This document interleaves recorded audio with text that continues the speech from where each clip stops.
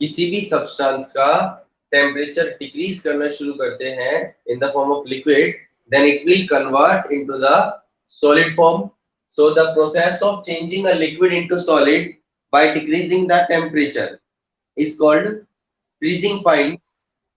और जिस टेम्परेचर पर वो फ्रीज हो रहा है उसको क्या बोल सकते हैं, उसका हम freezing point of that liquid. उस लिक्विड को कितने टेम्परेचर पर हम फ्रीज कर रहे हैं. क्योंकि बेटा मैंने कल आपको बताया था, जब हम किसी भी सॉलिड स्टेट को हीट करते हैं तो वो टेम्परेचर को इंक्रीज कर रहा है, मतलब वो हीट एनर्जी को गेन कर रहा है. और हीट एनर्जी को गेन करने के बाद वो किस में चेंज होता है, लिक्विड के अंदर चेंज होता है, मेल्ट होता है. इसके अपोजिट अगर किसी लिक्विड को हम क्या कर रहे हैं, फ्रीज करने की सोच रहे हैं, सॉलिड फॉर्म में कन्वर्ट करने की सोच रहे हैं, तो पहले वो लिक्विड उतनी ही हीट एनर्जी को अपने अंदर से इवोल्व करेगा, निकालेगा, तब जाके वो किसमें चेंज होता है, सॉलिड स्टेट के अंदर चेंज होता है. तो सेम प्रोसेस यहाँ पर है कि जो वाटर है उस वाटर के पास कुछ ना कुछ amount of heat energy present होती है. जब वही वाटर हम सॉलिड में कन्वर्ट करते हैं तो पहले वो वाटर अपनी एनर्जी को रिलीज करता है वहां से, और उसके बाद जब हम टेम्परेचर डिक्रीज कर रहे हैं तो टेम्परेचर क्या कर रहा है, अब वाटर की स्टेट को चेंज कर. This process is known as solidification भी बोलते हैं इसको, और फ्रीजिंग भी बोलते हैं. तो ये देखो तीनों एक रिवर्सिबल प्रोसेस है, सॉलिड, लिक्विड और गैस. हमने सॉलिड को क्या किया, हीट किया, it will convert into liquid. Liquid को हीट किया, it will convert into gas. Gas को हमने ठंडा किया, it will convert into liquid. और लिक्विड को हमने ठंडा किया, it will convert into solid. तो इसीलिए बोलते हैं हम कि जो प्रोसेस है it is a reversible process. We can change the state by changing the temperature. Is it clear. अब इसमें एक बहुत ही इंपॉर्टेंट टॉपिक आता है बच्चे, जिसको बोलते हैं लेटेंट हीट. और ये टॉपिक आप बहुत अच्छे से समझिए क्योंकि इस टॉपिक में एग्जाम में क्वेश्चंस बनते हैं और बहुत सिंपल टॉपिक है.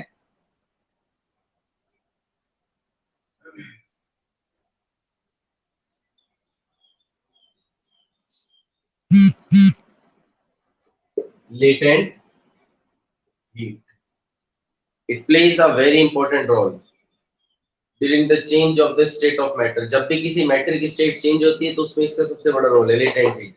आपको पता होना चाहिए कि लेटेंट हीट होती क्या है. पहले मैं इसको एक्सप्लेन कर रहा हूँ, उसके बाद आप इसको समझ लें. The amount of heat energy required to change the state of matter. Matter मतलब कोई सी हो सकता है, सॉलिड से लिक्विड में, लिक्विड से गैस में, without changing the temperature. Temperature को बिना चेंज किए जो हीट एनर्जी एक मैटर की स्टेट को चेंज करती है, मतलब सॉलिड से लिक्विड में, लिक्विड से गैस में कन्वर्ट करती है, उस एनर्जी को क्या बोलते हैं हम, लेटेंट हीट बोलते हैं. लेटेंट का मतलब क्या होता है, लेटेंट का मतलब होता है बेटा हिडन. लेटेंट का मतलब क्या होता है, हिडन. हिडन मतलब क्या होता है, छुपा हुआ, जो सामने ऑब्जर्व नहीं हो रहा.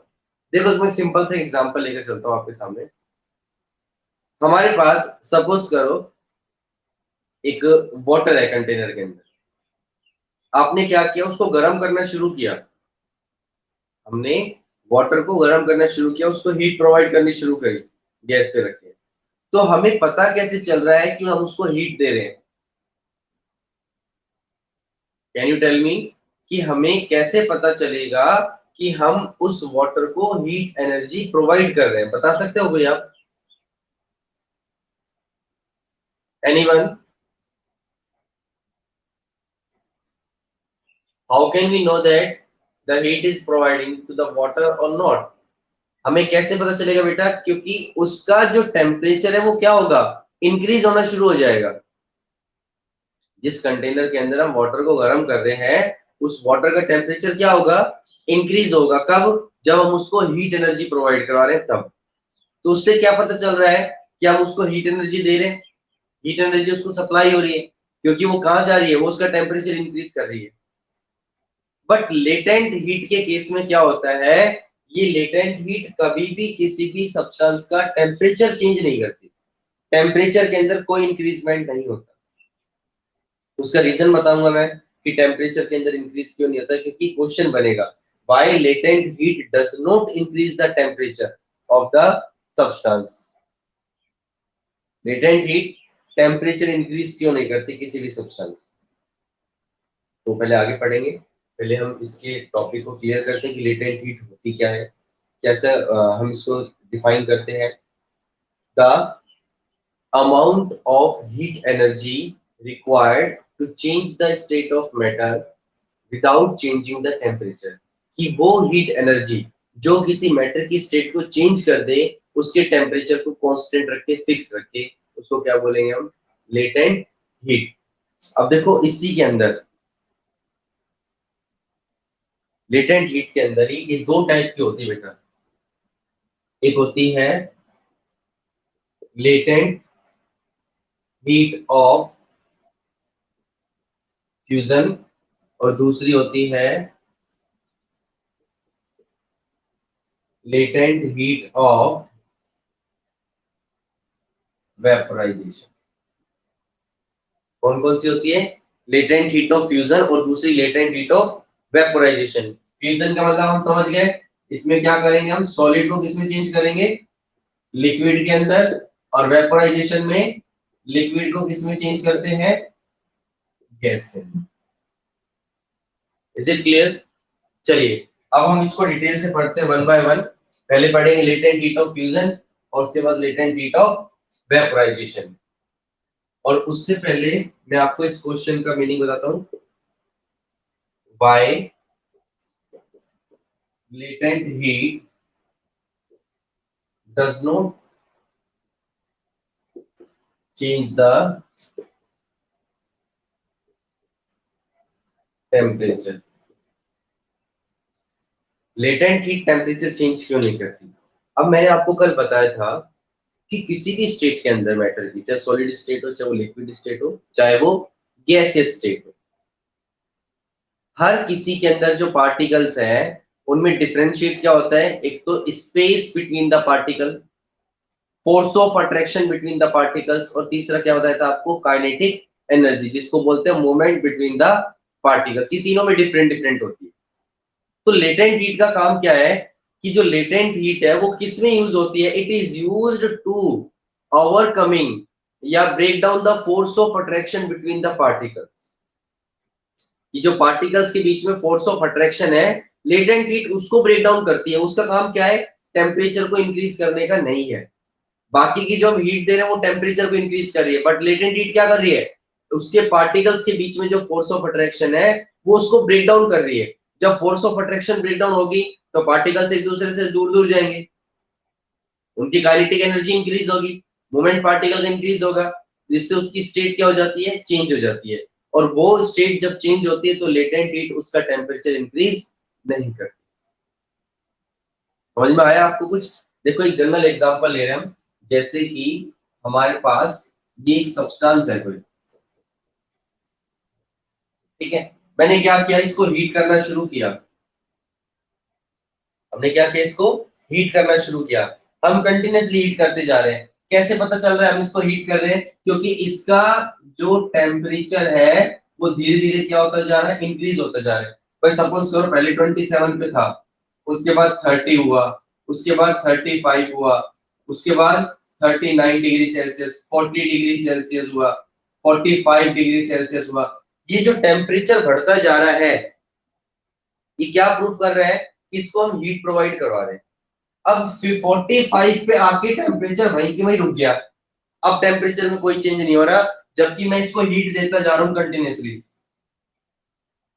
टेम्परेचर में कोई चेंजमेंट नहीं हो रहा, टेम्परेचर फिक्स हो गया। और हम क्या कर रहे हैं? इसको हीट देते जा रहे हैं, हमने गैस भी बंद नहीं करी। अब जो हम हीट दे रहे हैं इसे, वो हीट कहाँ जा रही है? पहले वाली हीट तो टेम्परेचर इंक्रीज हो रहा था, उससे हमारे को पता चल रहा था। अब जो हीट हम दे रहे हैं वो कहाँ जा रही है? वो हीट एनर्जी इन पार्टिकल के बीच में जो फोर्स ऑफ अट्रैक्शन है उसको ब्रेक कर रही है अभी। क्योंकि जब फोर्स ऑफ अट्रैक्शन ब्रेक होगी तभी तो स्टेट चेंज होगी। जब वो फोर्स ऑफ अट्रैक्शन ब्रेक कर रही है तो इसलिए टेम्परेचर इंक्रीज नहीं हो रहा। तो this is the reason, because this heat energy, जो पहले हीट एनर्जी जा रही थी उसको लेटेंट हीट नहीं बोलते हैं। लेटेंट हीट कौन सी है?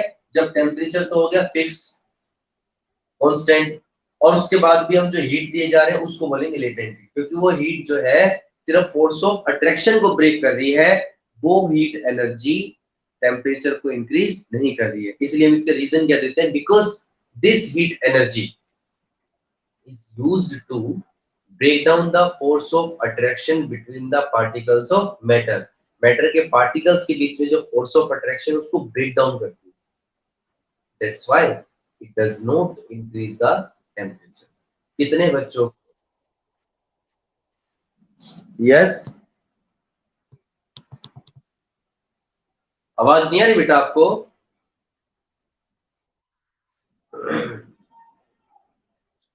कितने बच्चों को टॉपिक समझ में आया बेटा कि लेटेंट हीट टेम्परेचर इंक्रीज नहीं करती है? क्यों नहीं करती है? why latent heat does not increase the temperature, it does not change the temperature? किसी बच्चे को कोई डाउट है इसमें?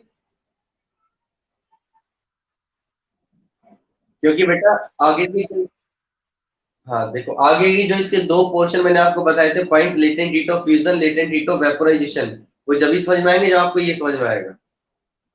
क्योंकि जैसे सपोज करो, मैं दोबारा बता रहा हूँ, इसमें हमारे पास एक सब्सटेंस है और मैं इसको हीट प्रोवाइड करवा रहा हूँ, गर्म कर रहा हूँ। तो जैसे जैसे मैं इसे हीट प्रोवाइड करवा रहा हूँ तो हम क्या ऑब्जर्व कर रहे हैं, इसका टेम्परेचर बढ़ता जा रहा है कंटिन्यूअसली। मींस जो मैं हीट प्रोवाइड करवा रहा हूँ वो क्या कर रही है, वो टेम्परेचर इंक्रीज कर रही है। इसका टेम्परेचर में जो इंक्रीज हो रहा है उसकी फॉर्म में हमें नजर आ रहा है। ठीक है जी। अब क्या हुआ, एक टेम्परेचर आया यहाँ पर फिक्स 45, उसके बाद टेम्परेचर इंक्रीज नहीं हुआ, टेम्परेचर फिक्स का फिक्स रहा। ठीक है, बट हमने इसको हीट प्रोवाइड करवानी बंद नहीं करी, हम इसको हीट कंटिन्यूसली प्रोवाइड करवा रहे हैं। अब क्या होगा, जो हम हीट प्रोवाइड करवा रहे हैं टेम्परेचर फिक्स होने के बाद, वो हीट एनर्जी क्या काम कर रही है, इनके पार्टिकल के बीच में जो फोर्स ऑफ अट्रैक्शन है वो उसको ब्रेक डाउन कर रही है। क्योंकि जब तक force of attraction break down नहीं होगी तब तक मैटर की स्टेट चेंज नहीं होगी। कल भी मैंने आपको बताया था कि जो पार्टिकल्स के बीच में फोर्स ऑफ अट्रैक्शन उसको ब्रेक करते हैं। Is it clear? तो इस एनर्जी का काम क्या है, पार्टिकल्स के बीच में जो फोर्स ऑफ अट्रैक्शन उसको ब्रेक डाउन कर रही है ताकि उसकी स्टेट क्या कर सके, चेंज कर सके। That's why it does not change the temperature of the substance. की लेटेंट हीट कभी भी किसी भी सब्सटेंस का टेम्परेचर, यस,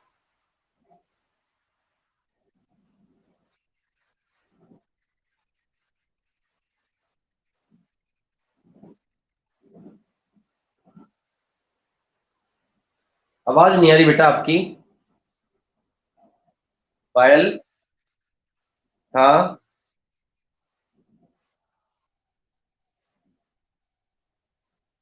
हाँ,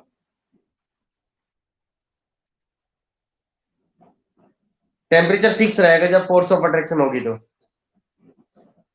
जब फोर्स ऑफ अट्रैक्शन को ब्रेक डाउन करेंगे हम, तो टेम्परेचर उस टाइम फोर्स फिक्स रहेगा, कांस्टेंट रहेगा। ठीक है ना? हाँ जी बोलो। जब किसी सब्सटेंस का मेल्टिंग पॉइंट आता है ना बेटा, तो वो मेल्टिंग पॉइंट जब आता है तो उसका उस टाइम टेम्परेचर कांस्टेंट हो जाता है किसी भी सॉलिड का। जब हम उसको हीट कर रहे हैं तब तक हम हीट करेंगे तब तक उसका मेल्टिंग पॉइंट ना आ जाए। अब जब उसका मेल्टिंग पॉइंट आ गया तो उसका टेम्परेचर तो हो जाएगा फिक्स, फिर भी हम कंटिन्यूअसली उसको हीट कर रहे हैं, जिसके बाद उसका टेम्परेचर इंक्रीज नहीं होगा और वो सब्सटेंस, वो सॉलिड जो वो क्या होगा, मेल्ट होना शुरू हो जाएगा। ठीक है, क्लियर हुआ? अब मैं इसमें एग्जांपल ले रहा हूं, लेटेंट हीट ऑफ फ्यूजन।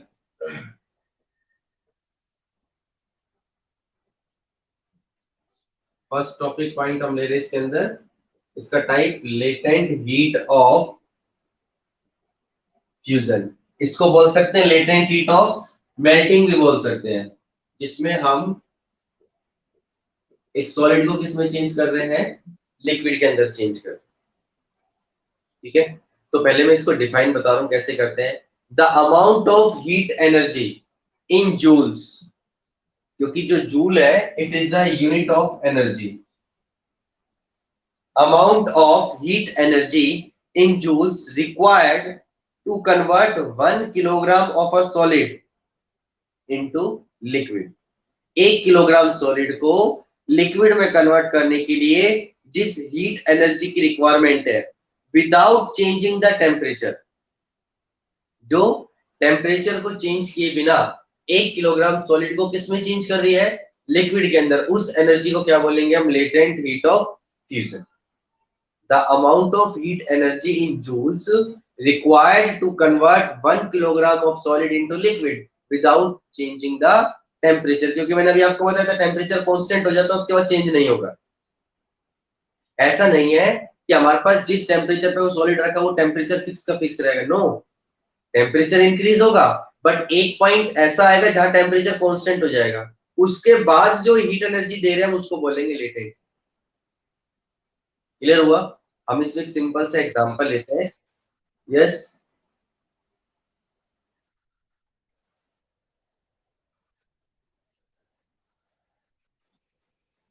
तो सबसे ज्यादा वो बेटा है कि किसकी फोर्स ऑफ अट्रैक्शन पार्टिकल्स की ज्यादा है. कल मैंने आपको बताया था जैसे कि जो सॉलिड होते हैं उन सबका मेल्टिंग पॉइंट फिक्स नहीं होता.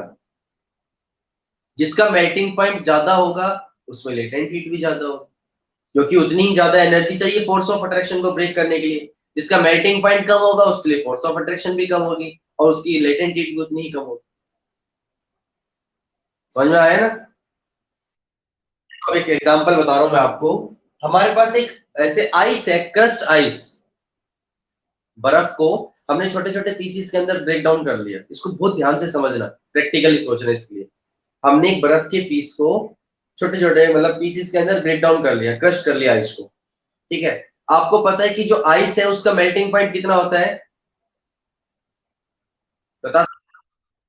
0 डिग्री. आइस का मेल्टिंग पॉइंट कितना है? 0 डिग्री सेल्सियस. और आपसे हाँ, आपसे पूछा जाए कि वाटर का फ्रीजिंग पॉइंट क्या है तो क्या बताओगे? 0 डिग्री सेल्सियस. दोनों सेम होते हैं क्योंकि वाटर जब फ्रीज होना शुरू होगा तो आइस में चेंज होगा वो. तो आइस जब मेल्ट होगी तो भी वो सॉलिड से लिक्विड में चेंज हो रही है. तो दोनों सेम है बेटा. यहाँ पर क्या क्या सेम है? Melting point of ice is equal to freezing point of water. कितना होता है? 0 डिग्री सेल्सियस. ठीक है जी. अब आप इसको समझना थोड़ा सा क्योंकि थोड़ी सी कॉम्प्लिकेशन है इसके अंदर. ये हमारे पास एक कंटेनर है. ठीक है, मैंने क्या किया, इसके अंदर ये आइस के पीस रख दिए छोटे छोटे.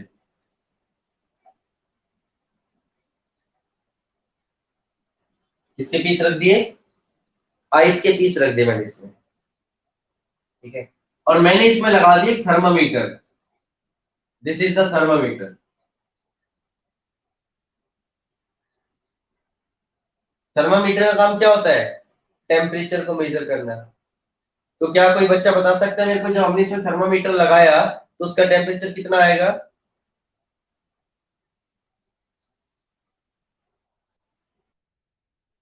0 डिग्री सेल्सियस. कितना आएगा? 0 degree Celsius. This is the reading in the thermometer, that is 0 degree Celsius. अब मैं इसको धीरे धीरे क्या कर रहा हूँ, हल्की हल्की मैंने हीट प्रोवाइड करनी शुरू करी इसको. हमने क्या किया, इसको हीट करना शुरू किया. जैसे ही मैं अब इसको हीट कर रहा हूँ हम क्या ऑब्जर्व कर रहे हैं कि जो आइस है ये किस में चेंज होना शुरू हो रही है धीरे धीरे? वाटर में. क्या हो रही है? आइस. आइस क्या हो रही है? मेल्ट हो रही है. जब तक सारी की सारी आइस, कंप्लीट आइस वाटर में चेंज नहीं हो जाएगी. जैसे सपोज करो इस पूरे कंटेनर के अंदर ये एक छोटा सा पीस रह गया, तो ये सॉलिड का जो पीस है आइस का, इसका टेम्परेचर भी कितना होगा? इसका टेम्परेचर 0 डिग्री सेल्सियस होगा, है ना? हाँ, मीन्स जब तक आइस मेल्ट ना हो जाए तब तक जो टेम्परेचर है वो इस कंटेनर का क्या रहेगा बेटा? 0 डिग्री सेल्सियस रहेगा. मतलब टेम्परेचर में कोई चेंजमेंट नहीं आ रहा. और जबकि हम क्या कर रहे हैं इसको कंटिन्यूअसली हीट कर रहे हैं, तो हीट करेंगे तो टेम्परेचर चेंज होना चाहिए, बट टेम्परेचर चेंज नहीं हो रहा। इसका मतलब क्या हुआ कि जो हम इसको हीट प्रोवाइड करवा रहे हैं वो कौन सी हीट है बेटा, क्योंकि वो टेम्परेचर चेंज नहीं कर रही है, वो क्या कर रही है, जो आइस के पार्टिकल्स के बीच में फोर्स ऑफ अट्रैक्शन है उसको ब्रेक डाउन कर रही है। जैसे ही फोर्स ऑफ अट्रैक्शन से वो ब्रेक डाउन होंगे तो पार्टिकल्स का मूवमेंट शुरू होगा इधर उधर, और वो सॉलिड से किस में चेंज होना शुरू हो जाएंगे, लिक्विड के अंदर। अगर हम बात करें यहाँ पर कि जो आइस की लेटेंट हीट एनर्जी होती है कितनी होती है, होती है 3.34 इंटू 10⁵ किलो जूल पर किलोग्राम। इतनी एनर्जी चाहिए हमारे को आइस को प्रोवाइड करने के लिए, ताकि हम उसको किसमें चेंज कर सके, लिक्विड के अंदर, वाटर के अंदर चेंज कर सके। क्लियर हुआ? अब देखो, मैं आपसे जनरल क्वेश्चन पूछता हूँ कुछ। आपके पास एक आइस का पीस है और आपने उसको हाथ में रख लिया, आपको ठंडा फील होगा, कूलिंग फील होगी? क्यों होगी? क्यों होगी? कोई बता सकता है? क्योंकि बर्फ ठंडी है। अब मैं बताता हूँ क्यों ठंडा लगता है हमारे को। देखो, जब कोई भी सब्सटेंस, कोई भी बॉडी अगर अपना टेम्परेचर, अपनी हीट एनर्जी को लूज कर रही है, रिलीज कर रही है, तो उसको कूलिंग फील होती है वहां पर। क्या फील होगी उसको? कूलिंग फील होगी, अगर वो अपनी एनर्जी को रिलीज कर रही है, लूज कर रही है हीट एनर्जी को। सेम केस है, आपने बर्फ का एक पीस अपने हाथ में रखा, ठीक है। अब आप क्या ऑब्जर्व कर रहे हो कि जो बर्फ है वो धीरे धीरे क्या हो रही है, मेल्ट हो रही है। आइस धीरे धीरे क्या हो रही है, मेल्ट हो रही है। तो आपको पता है आइस को मेल्ट होने के लिए किस चीज की रिक्वायरमेंट है, हीट की। भाई बिना हीट के आइस मेल्ट नहीं होगी। अब वो जो हीट एनर्जी है वो कौन प्रोवाइड करवा रहा है आइस को, हमारी बॉडी प्रोवाइड करवा रही है। मतलब ice takes the latent heat from our body to melt. Ice हमारी बॉडी से लेटेंट हीट एब्जॉर्ब कर रहा है ताकि वो मेल्ट हो सके, और हमारी बॉडी जब अपनी हीट को रिलीज कर रही है तो उसी पोर्शन के अंदर हमारे को क्या फील होता है, कूलिंग फील होती है। क्या फील होगी, कूलिंग फील होगी। That's why our body part make the feel the cool, ठीक है ना, ठंडा फील करता है जब हम किसी भी आइस पीस को अपने हाथ पे रखते हैं। समझ में आया ये प्रोसेस? ठीक है। अब एक और एग्जांपल सुनो, अब एक और एग्जांपल सुनो। बेटा कीप साइलेंट, अब एक और एग्जांपल सुनो। आपको ये बोला गया, जैसे सपोज करो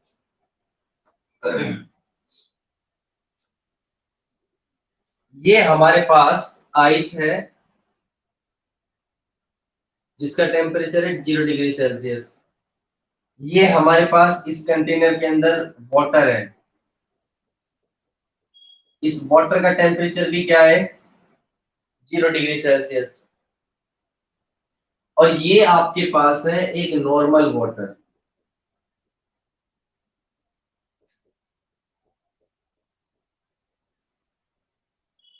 दिस इज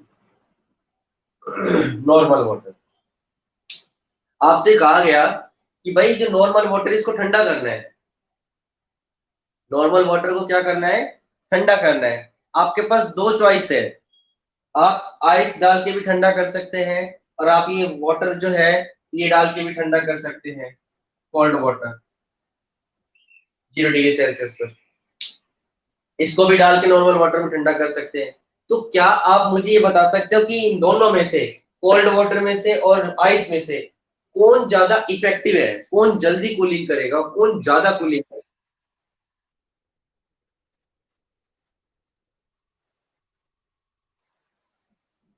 कोल्ड वाटर।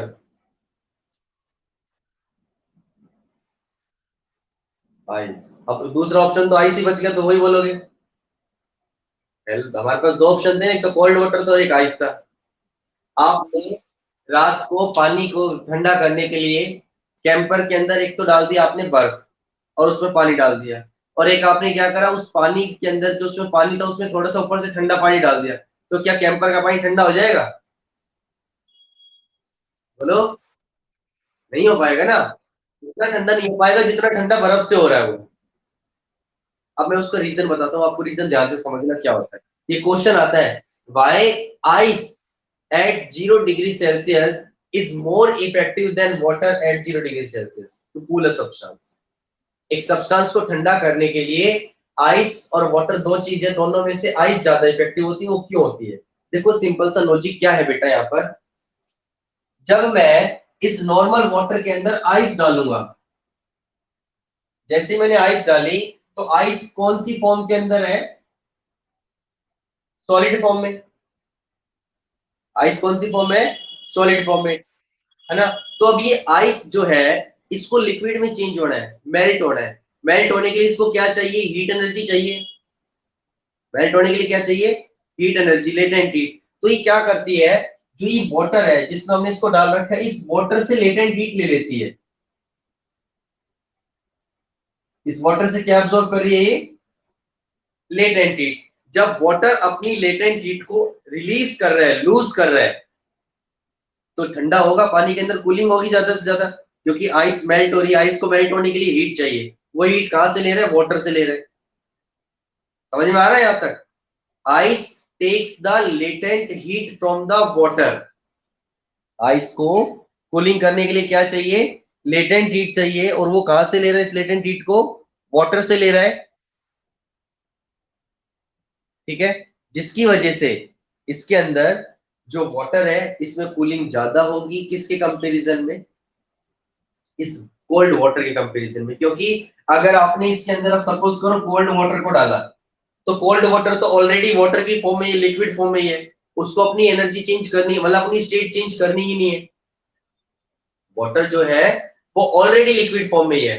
तो जब वो लिक्विड फॉर्म में है, तो क्या वो इस नॉर्मल वाटर से लेटेंट हीट को एब्जॉर्ब कर पाएगा? बताओ। नो। ऑलरेडी लिक्विड स्टेट में है, तो वो लेटेंट हीट उसकी एब्जॉर्ब कर नहीं पाएगा। तो इसका मतलब जो हीट एनर्जी है वो वाटर के पास एज इट इज रहेगी, जिससे उसकी कूलिंग ज्यादा नहीं हो पाएगी। बट आइस क्या करती है? आइस उससे लेटेंट हीट ले लेती है और वाटर को क्या करती है? फिर ठंडा। एक पॉइंट जो बताया था वो याद रखना, कोई भी सब्सटेंस अगर अपनी हीट एनर्जी को रिलीज करेगा, लूज करेगा, तो उसमें कूलिंग आएगी। तो वही प्रोसेस है। आइस ने क्या करा, इस नॉर्मल वाटर से लेटेंट हीट ली, ताकि आइस सॉलिड से लिक्विड में जा सके, चेंज हो सके। और जो नॉर्मल है कोल्ड वाटर था, उसको लेटेंट हीट लेने की रिक्वायरमेंट नहीं थी, क्योंकि उसको अपनी स्टेट चेंज ही नहीं करनी थी। समझ में आया?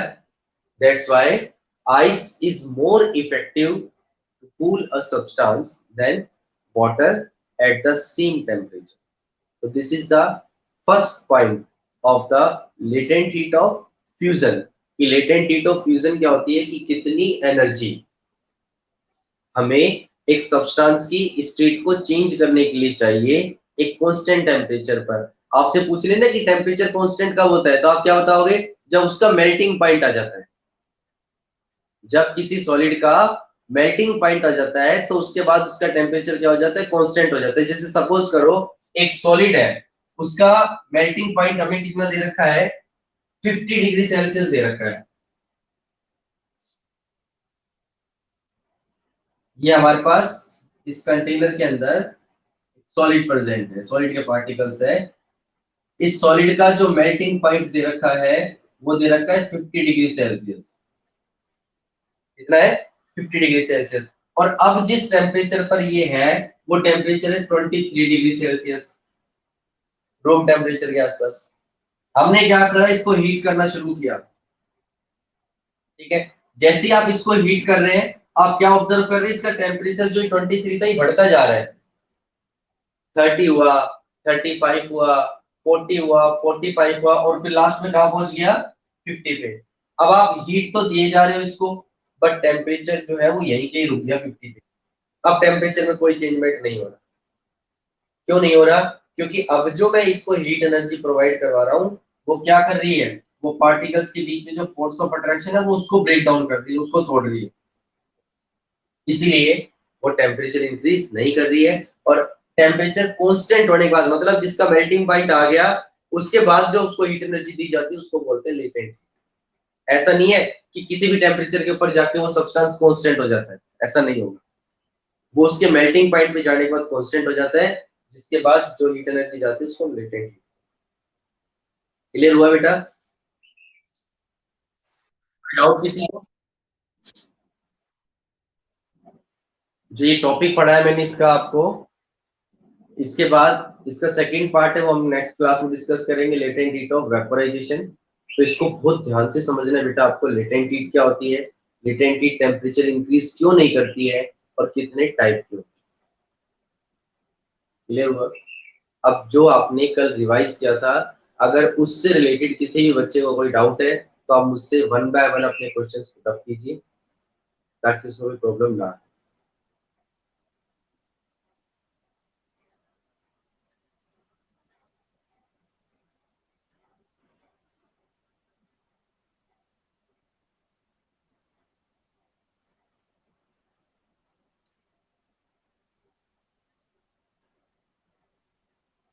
बताइए बेटा।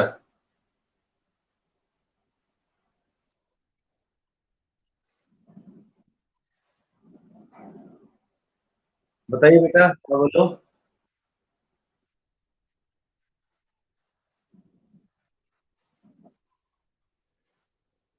हाँ, अभी केमिस्ट्री के सेंड किए थे बेटा मैंने, फिजिक्स के इसलिए नहीं करते क्योंकि केमिस्ट्री के नोट्स ज्यादा थे उसमें।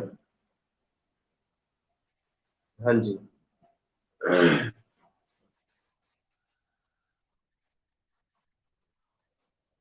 जो पोर्शन मैडम ने करवा रखा है ना बेटा, उसको तो मत करना, आप उसके आगे से करना शुरू कर देना।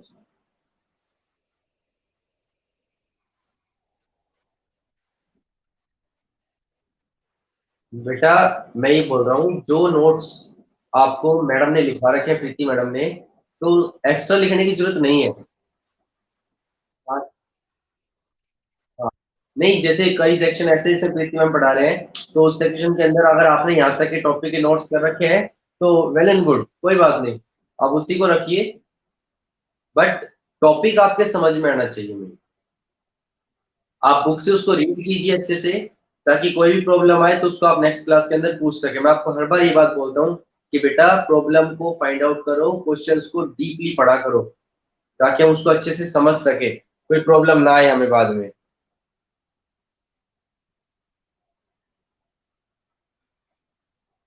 नोटबुक हर बच्चे की कंप्लीट हो गई? आपके साथ अपनी नोटबुक को कंप्लीट करके रखना बेटा, उसको प्रॉब्लम ना आए आपके बाद में।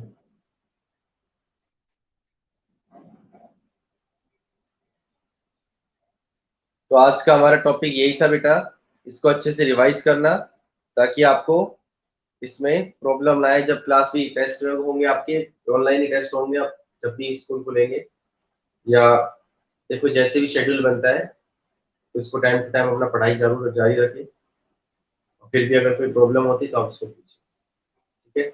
सो थैंक यू बेटा, God bless you, stay home, stay safe, you may left now.